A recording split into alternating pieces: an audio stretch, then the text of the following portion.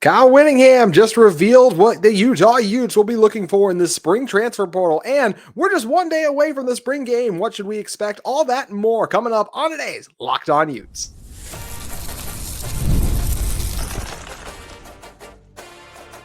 You are Locked On Utes, your daily podcast on the Utah Utes. Part of the Locked On Podcast Network, your team every day.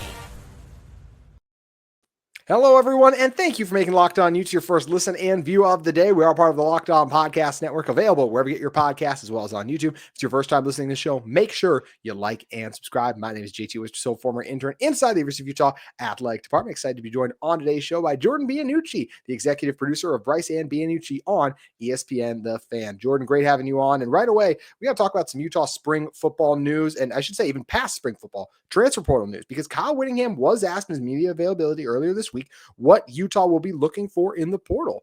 And he said another wide receiver, running back, maybe a quarterback, defensive tackle, said they're a little thin there, and another cornerback too. And honestly, it's a really good list. Like, I have no complaints about this. I've said for a while, I would love if Utah could add like a veteran interior offensive lineman, just with some of Jaron Kump's and Tongai's struggles last year. But all we've heard is the offensive line's done well in spring ball too. So we got to be encouraged about that as much as we can be. With spring ball headlines, we always got to take it with a little bit of a grain of salt, just because we've seen this in the past before. But I like what Whittingham's talking about here. And I do think all of these positions, at least at somewhat of a level, could be considered a need for Utah. I do too. And what I liked was hearing quarterback, because look, we don't want to think about another starting quarterback for Utah going down. But that was my main issue last year, was just, it felt like there was a lack of a backup plan for an injury prone Cam Rising. Right. And so, and that's tough going into the portal and getting a quarterback who you're telling, you're our second string, maybe third string guy. We don't know where you're going to be. But I think that's huge. I think it's huge, especially with a mobile quarterback who's, you have to think, is going to take a few hits. I like that. And then the defensive tackle is intriguing to me. Boise State, the one name that came to mind to me when I saw that was the kid from Boise State, and now I'm blanking on his name, Thielen, who's because he's a local kid. He went to Timpview, JT, and so I haven't heard anybody mention him with Utah. So I just thought that was kind of strange. And I know he's taken some big visits to some big time schools. I think it's Miami tomorrow, and he already visited Cal. But that could be why he's not in Utah. I just know that Miami's NIL fund is a little bit different than Utah. Like, Utah's made some good moves, but it's like, oh, Miami is. Well, that's one thing Kyle said too, was he's like, we don't have a vault full of money that we have to just give to guys. And so that's a huge part of it. So. It's a huge part of it. I love what you mentioned about quarterback, because it's still feels that way, a little weird. I was really excited when Utah was bringing back Nate Johnson, because I looked at Nate like, okay, this is a guy Utah won with. Like, yeah, was he great at quarterback Utah? No, but he was still, him and Diego Pavia were apparently in a quarterback competition last year. So now he comes to Utah, and it's just like, yeah, you'll never, like, you just can't throw the ball at all. Is that what's happened here? Whatever gadget role they're using him. Witt said that all the reps are going to Dampier, Isaac Wilson, and Bird Ficklin.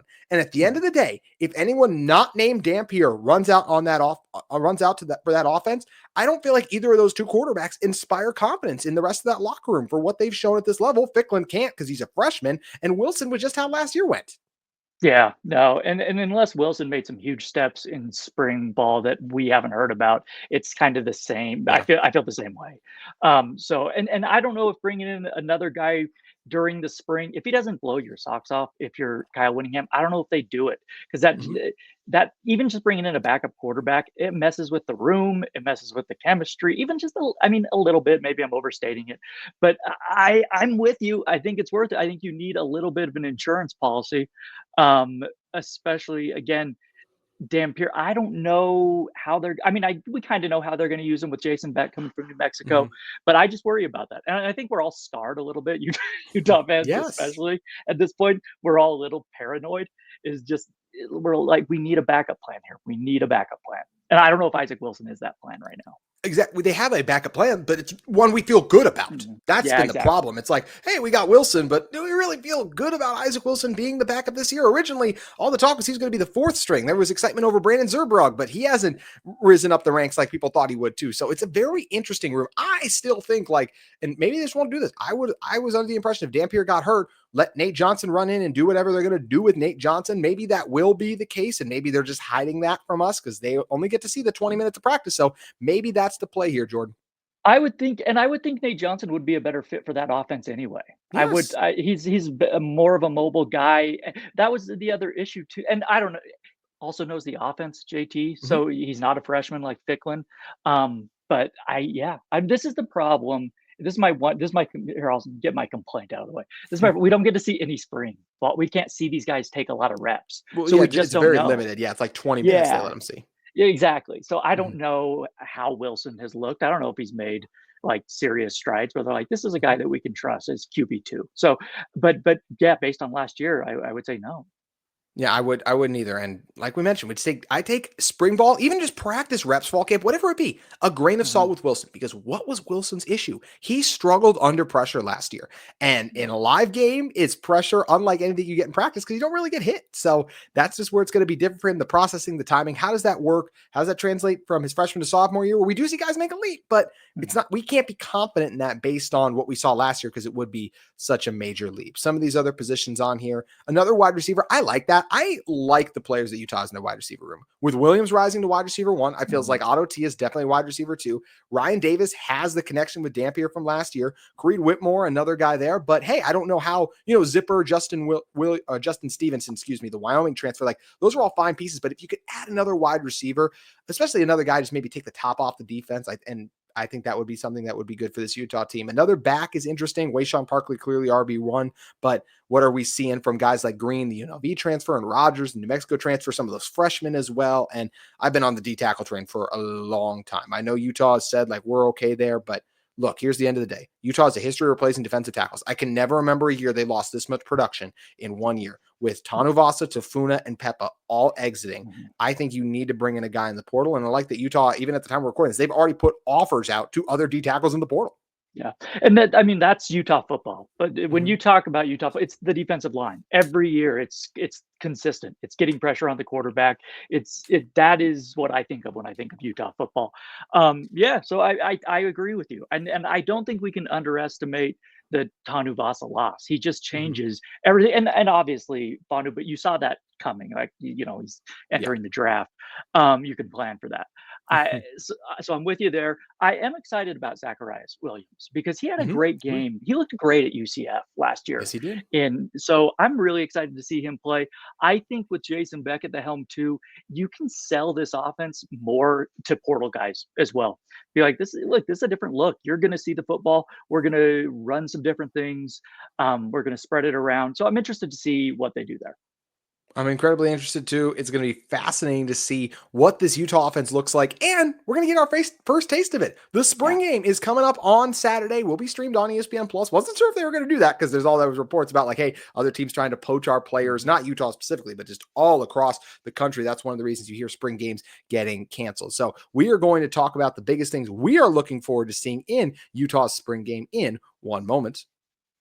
Today's episode of Locked On Utes is brought to you by Amazon Fire TV. Did you know your Fire TV is also an Xbox? Turn any TV into your gaming and entertainment hub with Fire TV Stick 4K devices. No console required. Just grab your paired controller, subscribe, or sign in to Xbox Game Pass Ultimate with EA Play included. And you're ready to play. Dive into hundreds of premium titles like EA Sports College Football Anyone, EA Sports College Football 25, to Call of Duty, Black Ops 6, and Avowed. As easy as you stream your favorite shows, it's gaming made simple, and it's all on your Fire TV. Their affordable and portable gaming experience is something that I personally love. You can play high quality Xbox games at a fraction of the cost on the console. Already have a console? A Fire TV Stick 4K device is more affordable and easier to travel with, allowing you to take you take on others or your kids in whatever games you plug in. There's also that endless entertainment with 4K streaming. Watch more than 1.5 million movies and TV. Once again, 1.5 million for your favorite subscribed services like Netflix, Prime Video, Disney Plus, Max, and so much more. You can head to Amazon.com/Fire TV Locked On to get started. Xbox Pass Ultimate subscription and compatible controller required. Available on select devices including Fire TV Stick 4K, 2nd Gen, Fire TV Stick 4K Max, 1st and 2nd Gen, and Fire TV Cube 3rd Gen. Head over to Amazon.com/Fire TV Locked On to get started today. Jordan Bianucci back with me here. Jordan, when talk about the things we're most excited to see in spring ball, it's interesting because we've heard the starters won't play a ton, But I'm still, when it comes to things I'm most excited to see, I can't help it. I want to see Devon Dampier. That is still the number one thing. Even if it's a drive, they had Cam Rising do a drive a couple years ago. It would be funny if they didn't let Dampier do anything in the spring game just because they're so nervous of like, hey, what's going on? Like, there are guys legitimately getting poached right now. I mean, Jaden Otten was the guy, the Cal running back. He felt like a guy who was going to be at Cal. It was big for them to get him back. Then all of a sudden, Oklahoma swoops in and just gives him more money. So if that's the reason, I can live with it. But I'm still just most excited to see Dampier. All the reports have been he's made the quarterback position fun in Salt Lake City again, and I'm excited. So I want to see Dampier as the number one thing for me. Oh, absolutely. I agree. Would that not be the ultimate Whittingham move? Is like, no, we're not going to play Dampier. We're going to keep him. He's in the locker room. We're not even going to bring him out to the field. We locked him in there. You can't see him. Yeah. That is the ultimate college football. These guys are so paranoid. It cracks me up. Like we haven't seen Dampier. But listen, full disclosure, didn't watch a whole lot of New Mexico football last year. I'll be totally honest with you. So I do. So I do. I've only watched a little bit, a couple games and some highlights is all. It's all because and like you mentioned too, you kind of said that earlier, where it's harder to get a hold of the game film too, which is true. No, talk to Bryce Larson, who I do the show with. He watched every New Mexico game. He watches every college football game. I'm like, that's not. I didn't catch them all. So no, I am. Dampier is the guy I want to see. Like you said, even for a drive, I know they're not going to show anything. He's probably not even going to leave the pocket. Like he's just going to sit back there, do whatever. But I just want to see him throw the football. I want to see Zacharias Williams run some go routes. I want to see him over the top. And then I want to see that D line, just how they're subbing guys in and out, how they're using guys. That is what I mainly want to see. I want to see, other than Williams, I want to see who steps up. And I don't know if we'll get that in the spring game, but just from that wide receiver group, I don't know who that third or fourth guy is. So I'm interested to see that.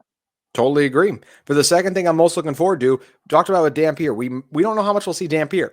No matter what Utah tries to do, we're going to get to see Jason Beck's offense. Will we see the full scale and scope of it? No, we won't see that, but we will get to see Jason Beck's offense. And I'm incredibly excited to see, what does it look like? What tweaks and wrinkles are in there that we do see from his time last year at New Mexico, because it does change. We heard last year tight ends weren't involved in that offense, but now all I hear about is Hunter Andrews, Landon King, Dallin Bentley making plays in practice. So I do feel like we're going to get a taste of this Utah offense, and I think it is going to look better and just different than what it was last year for Utah, and different from what Jason Beck ran at New Mexico, even if it has a lot of similarities.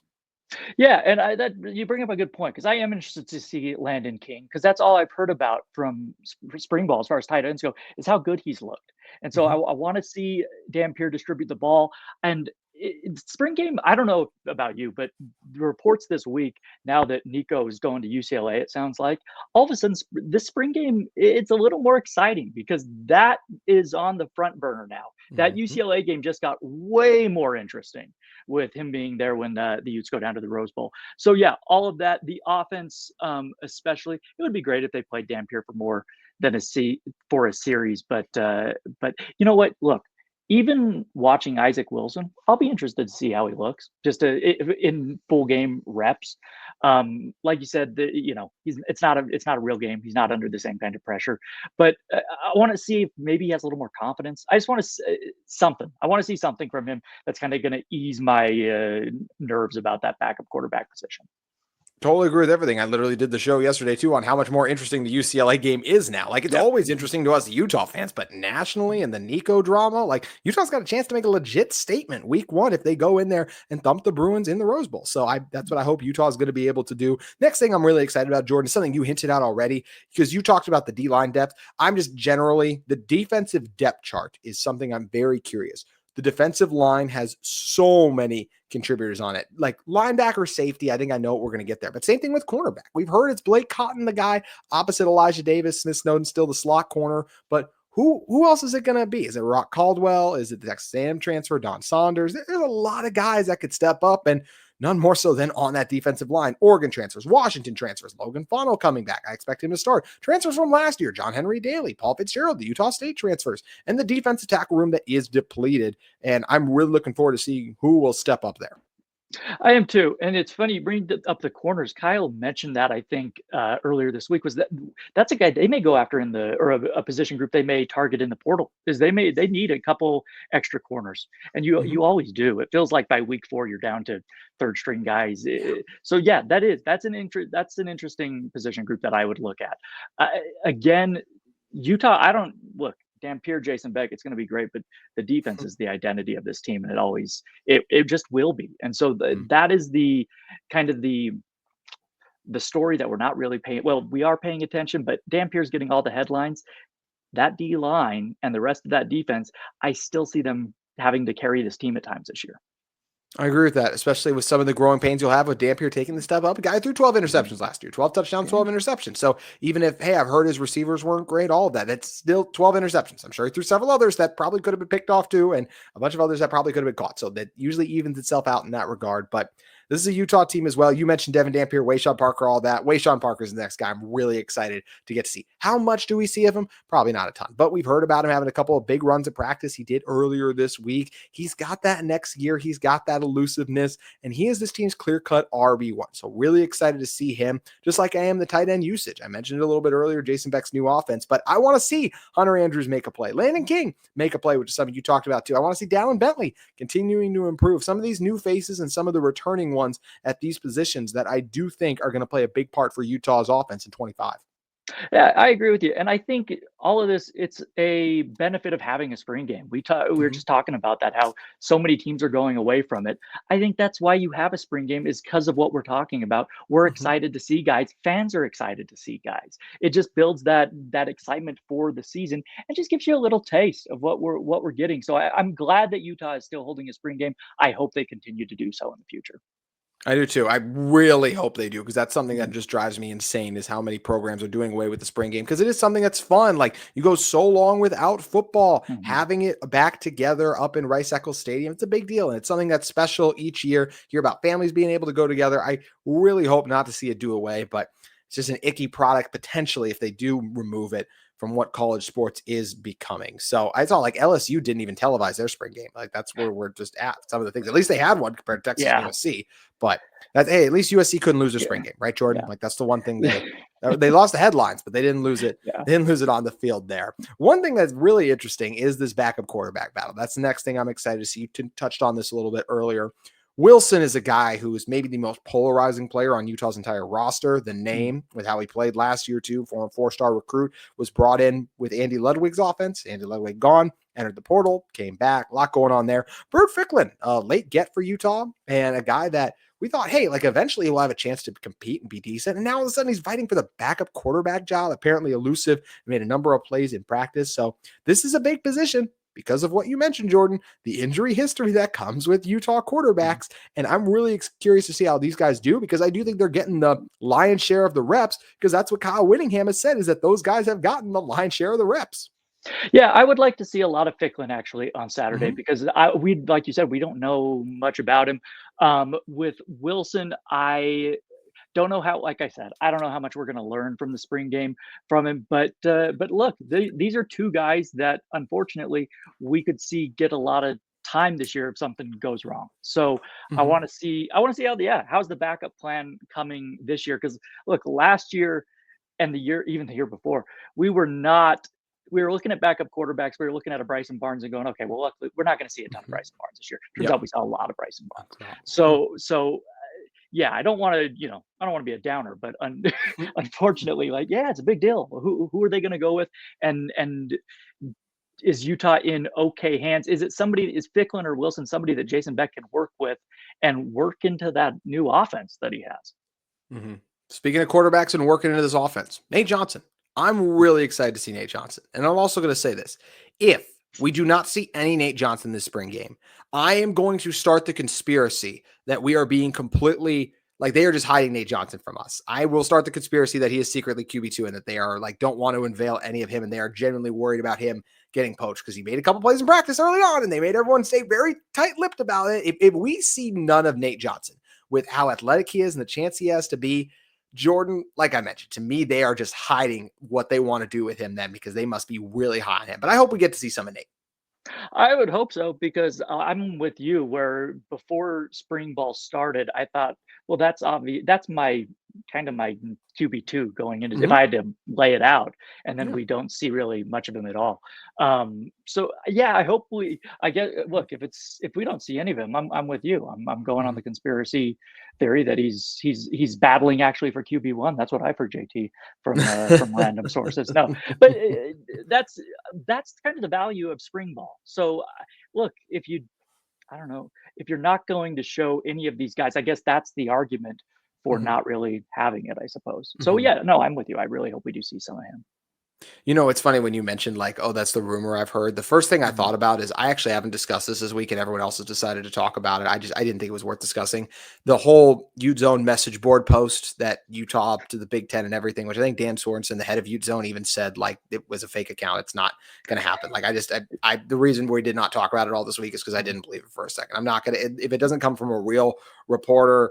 We're not going to discuss it. And Jordan, I think that's something too that so often you see this happen too, where people and I think message boards are great. I love that it gives people a Mhm. community that they can come together, discuss. Same thing like with the comments on my show. You guys have listeners that can call in and things of that nature, I'm sure. So that this is just an icky part of it, though, is that you do have people that misuse and abuse that and then try to claim like they have inside sources when they don't. No, I mean, and this is Bryce and I talk about this all the time on the show. This is a societal problem. I mean, this Yeah. it's seeped into sports. It's Mhm. just it's nuts because yeah, I saw that as well. And my our program director came in, James Peterson today, who does a lot of stuff Mhm. on Utah football broadcasts, and he just had seen it like tangentially, and he's Yeah. like, what is this? And we're like, it's nothing. There's Yeah. nothing behind it. But that's the point. Is like, James is a smart guy, like, and he didn't believe it. But a lot of people, like, if you just see a random headline on Twitter, yeah, maybe it's real, maybe it's not. You really have to dig into it. And yeah, it's too bad because I mean, it's just irrelevant, and I think takes away from really the fun parts about what we are covering with Utah this week. Like there are a lot of interesting storylines that we've been talking about already. There are a ton of interesting storylines. Speaking of interesting storylines, we talked about this one a little bit already too. I'm really excited to see this wide receiver room. Who's going to step up? We mentioned the individuals already, so won't do too much there. But I'm hoping to see Williams at least on a drive. I remember a couple of years ago, Devon Vele was the breakout player for spring ball. He made one. Cam Rising and him did like one series together, threw a long pass to him for a touchdown. Like that was it. That was always all. Like I'd love to see that from Wilson. Love to see Tia make one grab. Some of these other guys step up. Really curious to see who that will be. And also the ninth thing I'm really excited to see is the freshmen. Who are going to step up? Carson Kafusi is turning heads. Last year we saw Dallas Vakalaki step up and be a legit starter at times for this defensive tackle room.